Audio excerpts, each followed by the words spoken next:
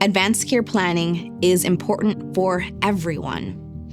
It includes an advance directive, and if you are very frail, a POLST or DNR order. You may have heard of an advance directive, also called a living will or honoring choices. It's actually 2 legal documents in one. One document tells your beliefs, your values, and your goals for end-of-life care. It gives guidelines for what to do in future situations. It can say what treatments you would and would not want in different situations. For example, if you were unconscious and not expected to ever wake up, if you couldn't speak for yourself, or if you were not expected to recover.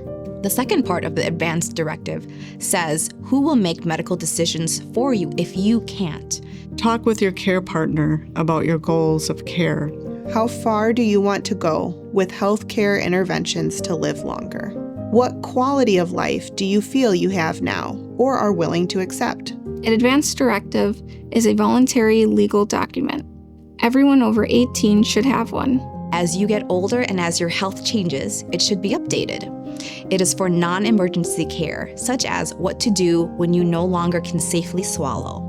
You can even describe your wishes for burial or what you want to do with your remains. Let's talk about CPR briefly. It's important to truly understand CPR to make these decisions. CPR, or cardiopulmonary resuscitation, is not like what you see on TV. It's very traumatic for someone in the late stage of Parkinson's disease. Roughly half of all people who get CPR die during the procedure. Broken bones, brain injuries, fluid in the lungs, and pneumonia are all things that can happen because of CPR.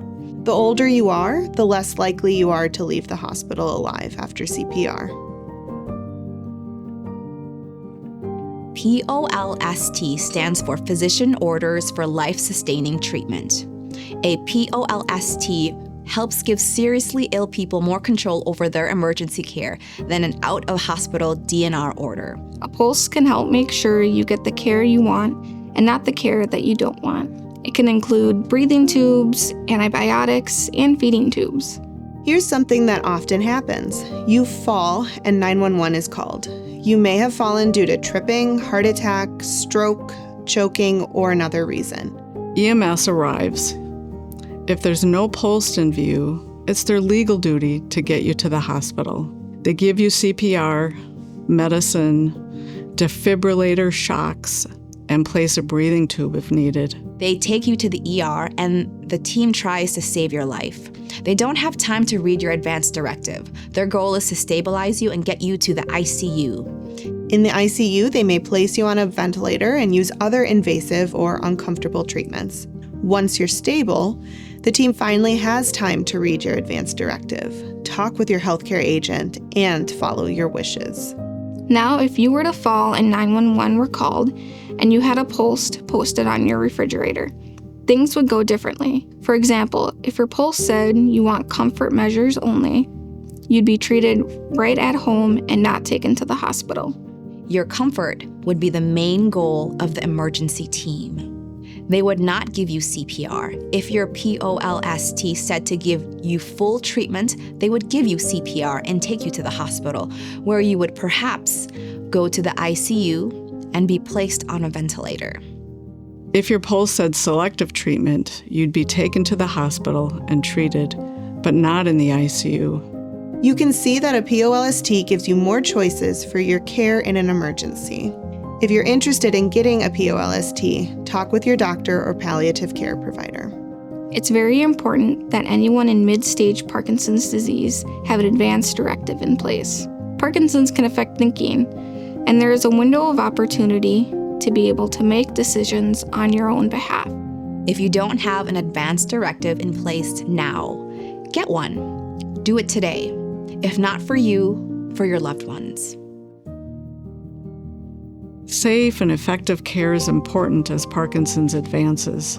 A day may come when the care partner is no longer able to provide this type of care at home. Each person needs to know what they can and can't do, and for how long. For some, that limit is met when the person with Parkinson's can no longer use the toilet by themselves. For others, it's when the behaviors become too much. Know that you haven't failed if you need to move your loved one into a care facility. We're human. We don't have superpowers. Focus on what you have been able to do and how you can continue to help your loved one after they've moved. Depending on your needs and resources, there are choices to consider. Working with a social worker can help you understand your options. Check the ratings of the facilities. Go and look at them. Get on the waiting list before a move is needed.